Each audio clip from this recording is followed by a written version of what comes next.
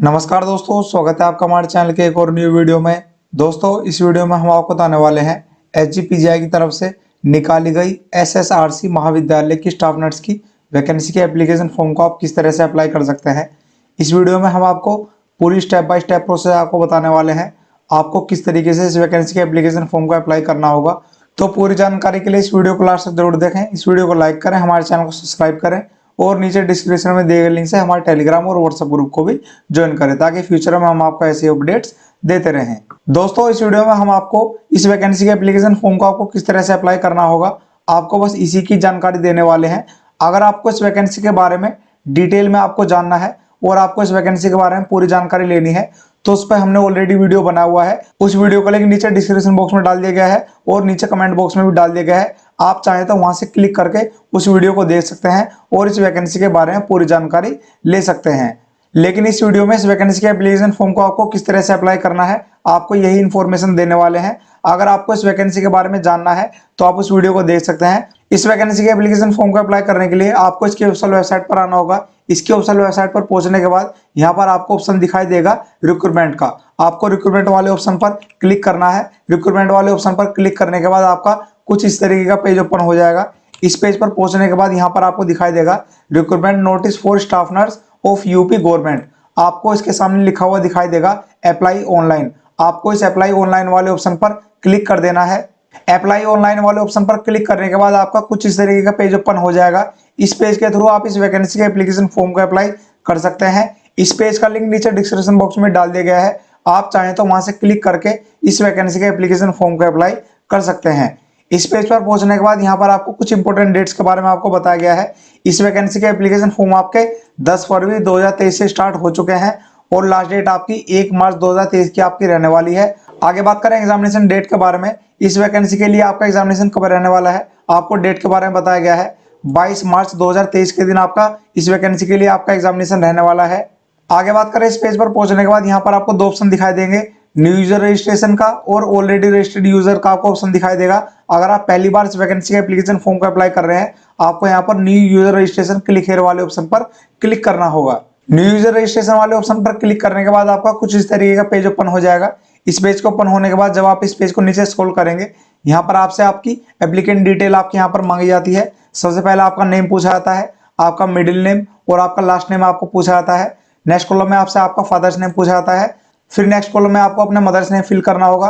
फिर date of birth आपको fill करनी होगी। नेक्स्ट कॉलम में आपको अपना मोबाइल नंबर डालना है और नेक्स्ट कॉलम में आपको अपना मोबाइल नंबर कंफर्म करना होगा। नेक्स्ट कॉलम में आपकी ईमेल आईडी फिलअप होगी और नेक्स्ट कॉलम में आपको अपनी ईमेल आईडी को यहाँ पर कंफर्म करना होगा। सभी डिटेल्स को अच्छी तरह से फिलअप करने के बाद यहाँ पर आपको कैचअप्पा दिखाई देगा। इस कैचअप्पा को आपको इस बॉक्स में फिलअप करना है और आपको इस आई एग्री वाले ऑप्शन पर क्लिक कर देना है। आई एग्री वाले बॉक्स पर टिक करने के बाद यहाँ पर आपको सबमिट का ऑप्शन दिखाई देगा। आपको इस सबमिट वाले ऑप्शन पर क्लिक कर देना है।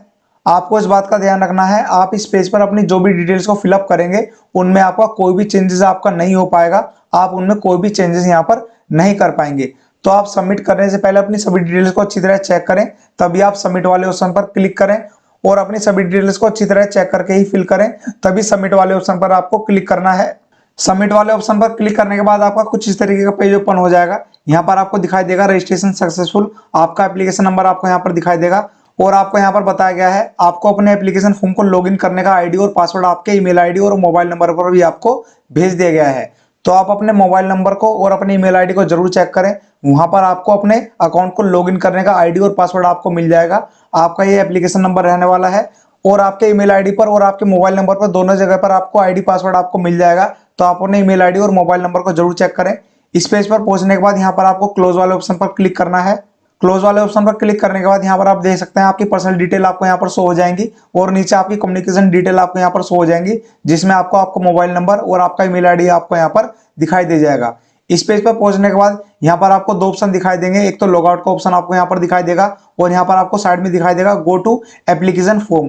आपको इस गो टू एप्लीकेशन फॉर्म वाले ऑप्शन पर क्लिक करना है। गो टू एप्लीकेशन फॉर्म वाले ऑप्शन पर क्लिक करने के बाद आपका कुछ इस तरीके का पेज ओपन हो जाएगा। इस पेज को ओपन होने के बाद यहाँ पर आपको तीन ऑप्शन दिखाई देंगे, पर्सनल डिटेल का, क्वालिफिकेशन डिटेल का और डॉक्यूमेंट टू बी अपलोडेड। इन सभी तीनों डिटेल्स को फिलअप करने के बाद आपका एप्लीकेशन फॉर्म सक्सेसफुली सबमिट हो जाएगा और नीचे आपकी यहाँ पर पर्सनल डिटेल आपकी यहाँ पर शो हो जाएंगी। आपको बता दें इन सभी पर्सनल डिटेल को आप यहाँ पर कोई भी एडिटिंग यहाँ पर नहीं कर सकते हैं। ये आपकी वही पर्सनल डिटेल रहने वाली है जो आपने रजिस्ट्रेशन करते टाइम अपनी डिटेल्स को फिलअप किया था। आप इनमें कोई भी एडिटिंग यहाँ पर नहीं कर पाएंगे। इस पेज को नीचे स्क्रॉल करने के बाद यहाँ पर आपको अदर पर्सनल डिटेल का आपको ऑप्शन दिखाई देगा। यहाँ पर आपको अपनी अदर पर्सनल डिटेल को आपको यहाँ पर फिलअप करना होगा। यहाँ पर सबसे पहले आपकी नेशनलिटी पूछी जाती है, आपको यहाँ पर अपनी नेशनलिटी को सिलेक्ट करना है। फिर नेक्स्ट आपका मैरिटल स्टेटस पूछा जाता है, आपको सिलेक्ट करना है मैरिड, अनमैरिड, डिवोर्स या फिर विडो, आपको यहाँ पर सिलेक्ट करना होगा। नेक्स्ट आपसे आपका जेंडर पूछा जाता है। जेंडर सेलेक्ट करने के बाद आपसे पूछा जाता है डोमिसाइल स्टेट, आपको यहाँ पर दो ऑप्शन दिखाई देंगे, उत्तर प्रदेश और अदर। अगर आप उत्तर प्रदेश के रहने वाले हैं तो आपको उत्तर प्रदेश वाले ऑप्शन पर सिलेक्ट करना है। अगर आप अदर स्टेट से एप्लीकेशन फॉर्म को अप्लाई कर रहे हैं तो आपको यहाँ पर अदर वाले ऑप्शन को सिलेक्ट करना होगा। अदर वाले ऑप्शन पर सिलेक्ट करने के बाद आपसे पूछा जाता है अदर डोमिसाइल स्टेट, आप जिस स्टेट से एप्लीकेशन फॉर्म को अप्लाई कर रहे हैं आपको उस स्टेट को सिलेक्ट करना होगा। नेक्स्ट कॉलम में आपको दिखाई देगा अप्लाइड कैटेगरी, ऑलरेडी आपका यहाँ पर अनरिजर्व्ड आपका यहाँ पर फील्ड हो जाएगा। आपको बता दें अगर आप अदर स्टेट से एप्लीकेशन फॉर्म को अप्लाई कर रहे हैं तो आप अनरिजर्व्ड कैटेगरी के अंदर कंसिडर किए जाएंगे, आपकी कोई भी कैटेगरी आपकी यहाँ पर कंसिडर नहीं की जाएगी। तो आप इस बात का ध्यान रखें, ओनली यूपी वाले कैंडिडेट को ही रिजर्वेशन का बेनिफिट आपको यहाँ पर मिलने वाला है। नेक्स्ट कॉलम में आपकी सब कैटेगरी आपसे पूछी जाती है, आप यहाँ पर सब कैटेगरी को सिलेक्ट कर सकते हैं।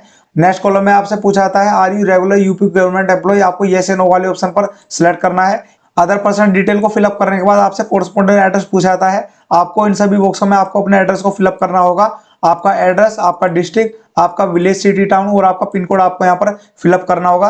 अगर आपका परमानेंट एड्रेस सेम है तो आपको यहाँ पर यस वाले ऑप्शन पर टिक करना है। अगर आपका एड्रेस डिफरेंट है तो आपको यहाँ पर नो वाले ऑप्शन पर क्लिक करना होगा। अदर पर्सनल डिटेल को फिलअप करने के बाद और अपने एड्रेस को फिलअप करने के बाद आपको उन सभी डिटेल को अच्छी तरह से चेक करना है। अगर आपकी सभी डिटेल बिल्कुल ठीक है तो आपको यहाँ पर सेव एंड नेक्स्ट वाले ऑप्शन पर क्लिक कर देना है। सेव एंड नेक्स्ट वाले ऑप्शन पर क्लिक करने के बाद आपका कुछ इस तरीके का पेज ओपन हो जाएगा। ये पेज आपका क्वालिफिकेशन डिटेल का आपका रहने वाला है। इस पेज पर आपको अपनी क्वालिफिकेशन डिटेल को यहाँ पर फिलअप करना होगा। सबसे पहले आपसे पूछा जाता है आपने डिप्लोमा किया हुआ है या फिर आपने ग्रेजुएशन की हुई है, आपने जो भी कोर्स किया हुआ है आपको उसको सिलेक्ट करना होगा। फॉर एग्जांपल के लिए हम यहाँ पर ग्रेजुएशन वाले ऑप्शन को सिलेक्ट कर लेते हैं। ग्रेजुएशन वाले ऑप्शन को सिलेक्ट करने के बाद आपसे आपका रजिस्ट्रेशन नंबर पूछा जाता है, आपने जिस भी स्टेट नर्सिंग काउंसिल से नर्सिंग की हुई है या फिर आपने इंडियन नर्सिंग काउंसिल से नर्सिंग की हुई है तो आपको यहाँ पर रजिस्ट्रेशन नंबर फिलअप करना होगा। रजिस्ट्रेशन नंबर फिलअप करने के बाद आपसे आपकी 10वीं की डिटेल आपके यहाँ पर पूछी जाती है। सबसे पहले आपका नेम ऑफ बोर्ड या फिर स्कूल पूछा जाता है, ईयर ऑफ पासिंग पूछी जाती है, आपने जिस ईयर में पास आउट किया है आपको उसको फिलअप करना होगा। फिर आपका रिजल्ट टाइप पूछा जाता है, अगर आपका सीजीपीए है तो आपको यहाँ पर सीजीपीए को सिलेक्ट करना है, अगर आपका परसेंटेज है तो आपको यहाँ पर परसेंटेज को सिलेक्ट करना होगा। नेक्स्ट कॉलम में आपसे आपकी 12th की डिटेल को आपसे पूछा जाता है, वही आपको बोर्ड या फिर स्कूल नेम आपको यहाँ पर फिलअप करना होगा। ईयर ऑफ पासिंग आपसे पूछा जाता है, आपने जिस ईयर में पास आउट किया है उसको आपको सिलेक्ट करना है। फिर आपसे आपका रिजल्ट टाइप पूछा जाता है, सीजीपीए या फिर परसेंटेज आपको उसको यहाँ पर सिलेक्ट करना होगा। नेक्स्ट कॉलम में आपसे पूछा जाता है ग्रेजुएशन और equivalent examination from Indian nursing council recognized institute और यूनिवर्सिटी। सबसे पहले आपसे नेम ऑफ कॉलेज या फिर यूनिवर्सिटी पूछा जाता है। नेक्स्ट आपसे ईयर ऑफ पासिंग पूछा जाता है, आपने जिस ईयर में पास आउट किया है आपको उसको सिलेक्ट करना होगा। फिर आपसे रिजल्ट टाइप पूछा जाता है, परसेंटेज या फिर सीजीपीए। फिर आपसे रिजल्ट टाइप पूछा जाता है, परसेंटेज या फिर सीजीपीए। उसको सिलेक्ट करने के बाद आपसे मार्क्स ऑफ अटेंड पूछा जाता है, आपने नर्सिंग के दौरान जितने भी मार्क्स आपने बनाए हैं आपको मार्क्स ऑफ अटेंड में फिलअप करना होगा। और आपके टोटल मार्क्स आपसे पूछे जाते हैं। टोटल मार्क्स को सिलेक्ट करने के बाद आपकी परसेंटेज ऑफ मार्क्स आपकी ऑलरेडी फिलअप हो जाएगी। सभी डिटेल्स को फिलअप करने के बाद अगर आपके अदर क्वालिफिकेशन है तो आप यहाँ पर फिलअप कर सकते हैं, अगर नहीं है तो आप यहाँ पर इसको ब्लैंक छोड़ सकते हैं। अगर आपके पास कोई भी एक्सपीरियंस है तो आपको यहाँ पर डिटेल ऑफ एक्सपीरियंस में आपको यहाँ पर फिलअप करना होगा। आपको बता दें जीएनएम के लिए आपका यहाँ पर 2 साल का एक्सपीरियंस यहाँ पर मांगा गया है। पोस्ट बीएससी नर्सिंग और बीएससी नर्सिंग के लिए आपका कोई भी एक्सपीरियंस यहाँ पर नहीं मांगा गया है। तो आपको इस बात का ध्यान रखना है, आप जब भी एप्लीकेशन फॉर्म को अप्लाई करेंगे अगर आपके पास एक्सपीरियंस है तो आप इस कॉलम को फिलअप कीजिए, अगर आपके पास एक्सपीरियंस नहीं है तो आप इसको ब्लैंक छोड़ सकते हैं। सभी डिटेल्स को फिलअप करने के बाद आपको नीचे स्क्रॉल करना है। नीचे स्क्रॉल करने पर आपको यहाँ पर दिखाई देगा सेव एंड नेक्स्ट, आपको सेव एंड नेक्स्ट वाले ऑप्शन पर क्लिक कर देना है। सेव एंड नेक्स्ट वाले ऑप्शन पर क्लिक करने के बाद आपका कुछ इस तरीके का पेज ओपन हो जाएगा। ये पेज आपका डॉक्यूमेंट टू बी अपलोडेड का आपका रहने वाला है। सबसे पहले आपसे एग्जामिनेशन सेंटर के बारे में आपसे पूछा जाता है, तो चलिए आपको बताते हैं आपके एग्जामिनेशन सेंटर आपके कौन कौन से रहने वाले हैं, कौन कौन से स्टेट के अंदर आपके एग्जामिनेशन सेंटर आपके रहने वाले हैं और आपको एग्जामिनेशन सेंटर को चूज किस तरह से करना होगा। तो चलिए आपको बताते हैं आपके कौन कौन से एग्जामिनेशन सेंटर आपके रहने वाले हैं। तो आप अपनी स्क्रीन पर सभी एग्जामिनेशन सेंटर को आप यहाँ पर देख सकते हैं। आपके एग्जामिनेशन सेंटर आपके रहने वाले हैं बिहार, छत्तीसगढ़, दिल्ली, हरियाणा, झारखंड, मध्य प्रदेश, उड़ीसा, पंजाब, उत्तर प्रदेश, उत्तराखंड और वेस्ट बंगाल। आपके ये सभी एग्जामिनेशन सेंटर आपके रहने वाले हैं। आपको बताया गया एग्जामिनेशन सेंटर में से एग्जामिनेशन सेंटर को चूज करना होगा। आप इन सभी स्टेट में से कोई भी एग्जामिनेशन सेंटर को आप यहाँ पर चूज कर सकते हैं।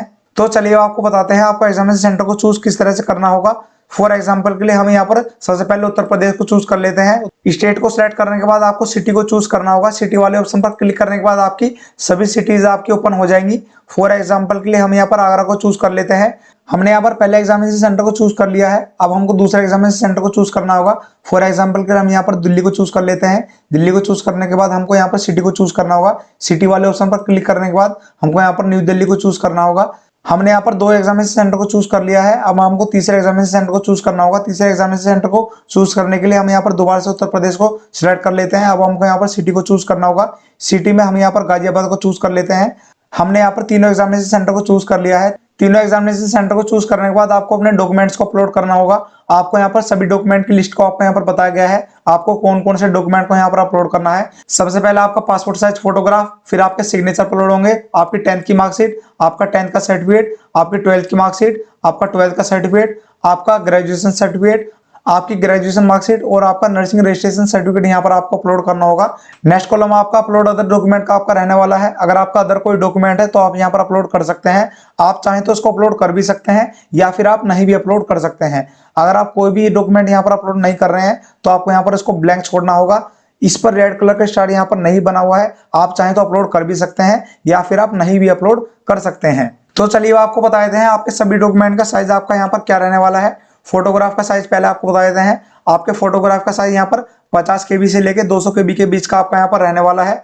नेक्स्ट आपका सिग्नेचर का साइज कितना रहने वाला है। सिग्नेचर का साइज आपका 50 KB से लेके 200 KB के बीच का आपका यहाँ पर रहने वाला है।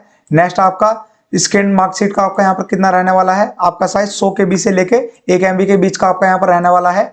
आपके अदर सभी डॉक्यूमेंट का साइज 100 KB से लेके 1 MB के बीच का यहाँ पर आपका रहने वाला है। ओनली आपके फोटोग्राफ और सिग्नेचर का साइज 50 KB से लेके 200 KB के बीच का आपका यहाँ पर रहने वाला है। आपके एग्जामिनेशन सेंटर को चूज करने के बाद और आपके डॉक्यूमेंट्स को अपलोड करने के बाद जब आप इस पेज को नीचे स्क्रॉल करेंगे आपको यहाँ पर पेमेंट डिटेल के बारे में आपको ऑप्शन दिखाई दे जाएगा और आपको यहाँ पर शो हो जाएगा आपकी एप्लीकेशन फीस आपके यहाँ पर कितनी रहने वाली है। आपकी एप्लीकेशन फीस यहाँ पर 1180 आपको यहाँ पर शो होगी और फिर आपको यहाँ पर डिक्लेरेशन आपको यहाँ पर दिखाई देगा। आपको इन सभी दोनों बॉक्सों पर टिक करना होगा। दोनों बॉक्सों पर टिक करने के बाद आपको यहाँ पर कैप्चा को फिल करना होगा। इस बॉक्स में आपको कैप्चा को फिल करना है और फिर आपको आई एग्री वाले बॉक्स पर टिक करना है। आई एग्री वाले बॉक्स पर टिक करने के बाद आपको यहाँ पर 2 ऑप्शन दिखाई देंगे, प्रीव्यू और सबमिट। आपको इस बात का ध्यान रखना है अपने एप्लीकेशन फॉर्म को सबमिट करने से पहले आप प्रीव्यू जरूर करें।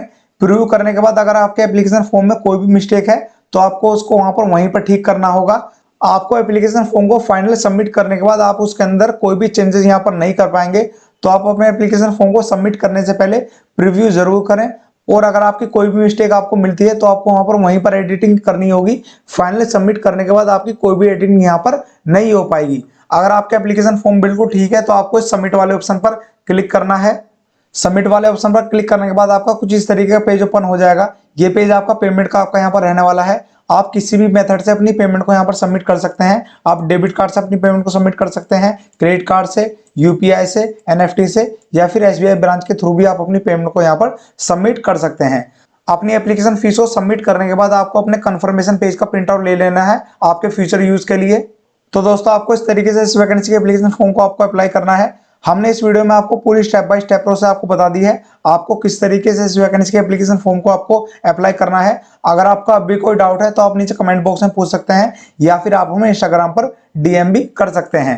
अगर आप इस वैकेंसी के बारे में पूरी जानकारी लेना चाहते हैं उस वीडियो का लिंक नीचे डिस्क्रिप्शन बॉक्स में डाल दिया गया है और नीचे कमेंट बॉक्स में भी डाल दिया गया है। आप चाहें तो वहां से क्लिक करके इस वैकेंसी के बारे में पूरी जानकारी ले सकते हैं। और जो भी कैंडिडेट इस वैकेंसी के एप्लीकेशन फॉर्म को अप्लाई करना चाहते हैं वो 1 मार्च से पहले इस वैकेंसी के एप्लीकेशन फॉर्म को अप्लाई कर सकते हैं। आपका एग्जामिनेशन डेट 22 मार्च 2023 का आपका रहने वाला है। तो जो भी कैंडिडेट इस वैकेंसी के अंदर इंटरेस्टेड है वो इस वैकेंसी के एप्लीकेशन फॉर्म को अप्लाई कर सकते हैं। तो ऐसे ही वैकेंसीज के बारे में अपडेट रहने के लिए इस वीडियो को लाइक कीजिए, हमारे चैनल को सब्सक्राइब कीजिए और नीचे डिस्क्रिप्शन में दिए गए लिंक से हमारे टेलीग्राम और व्हाट्सएप ग्रुप को भी ज्वाइन कीजिए ताकि फ्यूचर में हम आपको ऐसे ही वैकेंसीज के बारे में अपडेट देते रहें। मिलते हैं नेक्स्ट वीडियो में, तब तक के लिए थैंक यू।